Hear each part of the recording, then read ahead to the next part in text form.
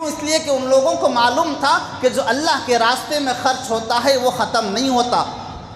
ہم یہ سمجھتے ہیں کہ جو ہم نے بچا کر رکھا ہے وہ بچا ہوا ہے، وہ بچا ہوا نہیں ہے۔ مال 3 قسم کا ہوتا ہے، یاد رکھیں۔ ایک مال تو وہ جو ہم نے کھا لیا، وہ ختم ہو گیا، ہمارا ہو گیا۔ دوسرا مال وہ جو ہم نے بچا کر رکھا ہوا ہے، بینک میں رکھا ہوا ہے، پراپرٹی کی حیثیت سے رکھا ہوا ہے، وہ مال ہمارا نہیں ہوتا۔ کوئی نہیں بول سکتا کہ یہ مال میرا ہے، بول لیں گے الگ بات ہے، لیکن ہوتا نہیں۔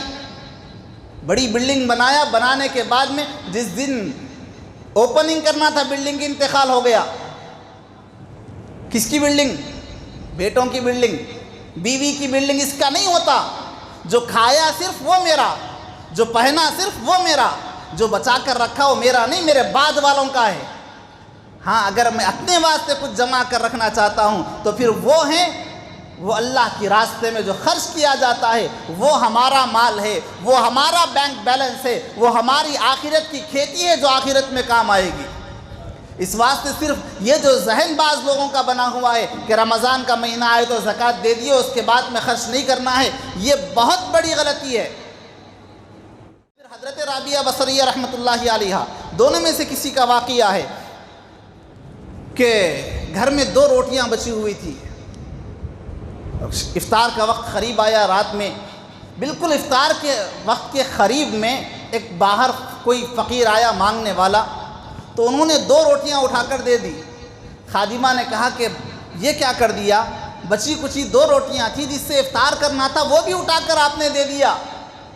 کہا کہ نہیں، دے دیا میں نے، انتظام اللہ کرنے والا ہے۔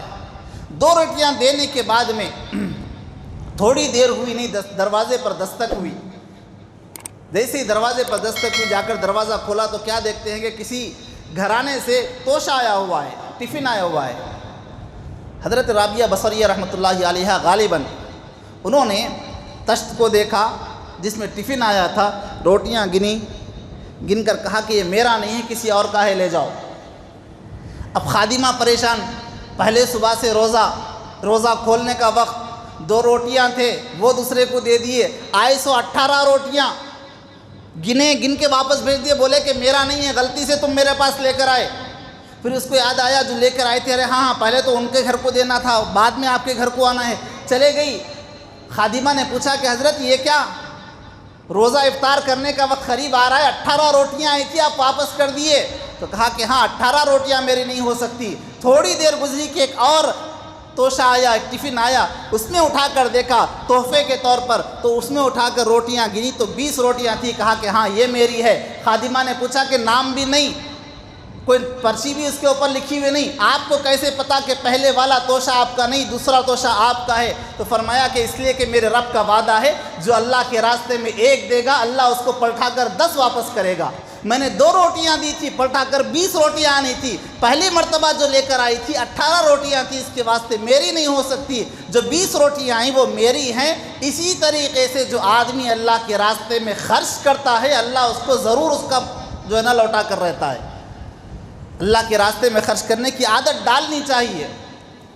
جتنا آپ ڈالیں گے اللہ کے راستے میں خرچ کریں گے، اللہ ضرور بھی ضرور اس مال کو لوٹا کر رہے گا آپ کے پاس۔